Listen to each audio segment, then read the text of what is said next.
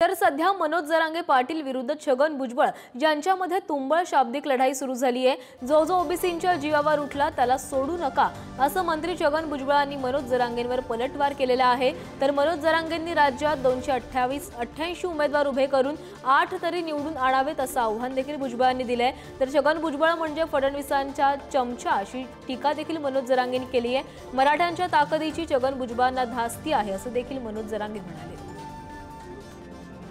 मराठा समाजाला आरक्षण देणं शक्य नाही म्हणजे नाही देणार। ओबीसी मधून आरक्षण देणार नाही। अरे 4 आयोगाने सांगितलं नाही, सुप्रीम कोर्टाने सांगितलं नाही। बरं आम्ही 54%, बिहारमध्ये मोजले तर 63% निघाले आणि 54%ला 27% आरक्षण दिलं आणि आरक्षण भरलं किती? सगळं भुजबळांनी खाल्लं म्हणतात। अरे 27% आरक्षणासमोर सरकार म्हणतं फक्त 9.5% आरक्षण आमचं भरलंय। आमचा बॅकलॉग किती आहे? आता म्हणाल सगळे सोयरे।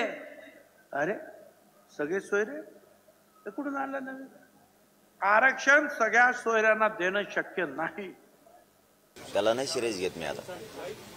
त्याचं सगळं बोलणं म्हणजे देवेंद्र फडणवीसांनी शिकवलेलं बोलणं आहे आणि जातीय द्वेषानं भरलेलं बोलणं आहे त्याचं।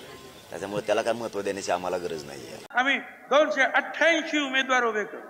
अरे 88 तर उभे कर, 288 कुठून करतो? आणि 288 मध्ये 8 तर निवडून आण। ये ना मैदानात ये, निवडणुका लढाव, हिम्मत असेल तर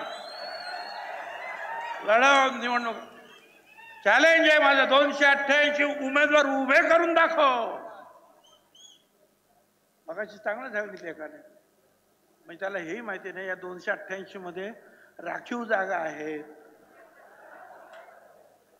दलितांच्या राखीव आहे, आदिवासींच्या राखीव आहे। तिथे सुद्धा मराठा समाजालाच उभं कर। त्याला नाही महत्व देतो। हिंमत माहीत झाली त्याला हिंमत चांगली माहीत झालेली। हिंमत काय असती हे त्याला चांगला माहीत झालेलं आहे। आता तरी ओबीसीचं वाटोळं करू नको म्हणा। ओबीसी मराठा एकत्र आहे। तुझ्या राजकीय स्वार्थासाठी तू राजकारणी माणूस आहे। गोरगरीब मराठ्यांचं, गोरगरीब ओबीसीचं वाटोळं करू नको, कारण तुझं राजकारण तू साधण्यासाठी गोरगरिबांचे भांडणं लावू नको। एवढंच काम फक्त बाकी करतो। बाकी मी बघतो काय करायचं, किती निवडून आणायचे काय ते सगळं मी बघतो।